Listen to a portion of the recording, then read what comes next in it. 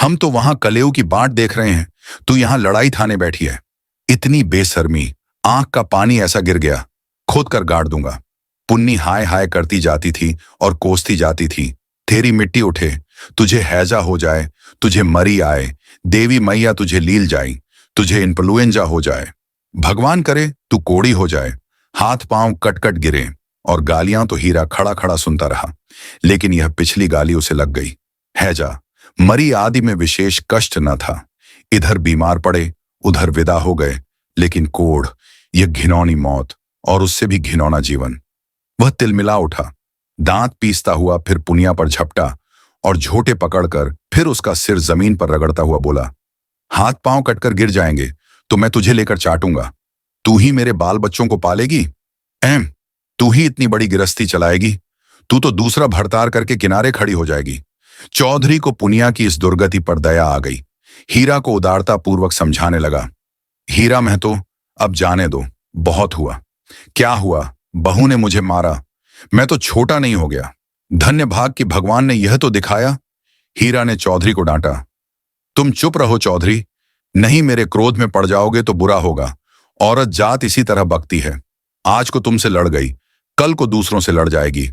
तुम भले मानस हो, हंसकर टाल गए, दूसरा तो बर्दाश्त न करेगा। कहीं उसने भी हाथ छोड़ दिया तो कितनी आबरू रह जाएगी, बताओ। इस ख्याल ने उसके क्रोध को फिर भड़काया। लपका था कि होरी ने दौड़कर पकड़ लिया और उसे पीछे हटाते हुए बोला, अरे हो तो गया, देख तो लिया दुनिया ने कि बड़े बहादुर हो।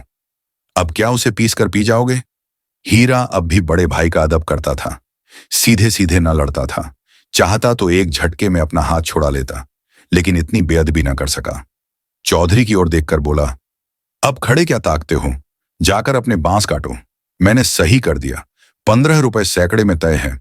कहां तो पुन्नी रो रही थी, कहां झमक कर उठी और अपना सिर पीटकर बोली, लगा दे घर में आग, मुझे क्या करना है। भाग फूट गया कि तुम जैसी कसाई के पाले पड़ी। लगा दे घर में आग। उसने कलेऊ की टोकरी वहीं छोड़ दी और घर की ओर चली। हीरा गरजा, वहां कहां जाती है, चल कुएं पर, नहीं खून पी जाऊंगा। पुनिया के पांव रुक गए। इस नाटक का दूसरा अंक न खेलना चाहती थी। चुपके से टोकरी उठाकर रोती हुई कुएं की ओर चली। हीरा भी पीछे पीछे चला। होरी ने कहा, अब फिर मार धाड़ न करना, इससे औरत बेशरम हो जाती है। धनिया ने द्वार पर आकर हाँक लगाई, तुम वहां खड़े खड़े क्या तमाशा देख रहे हो? कोई तुम्हारी सुनता भी है कि यूं ही शिक्षा दे रहे हो? उस दिन इसी बहू ने तुम्हें घूंघट की आड़ में डाढ़ीजार कहा था, भूल गए?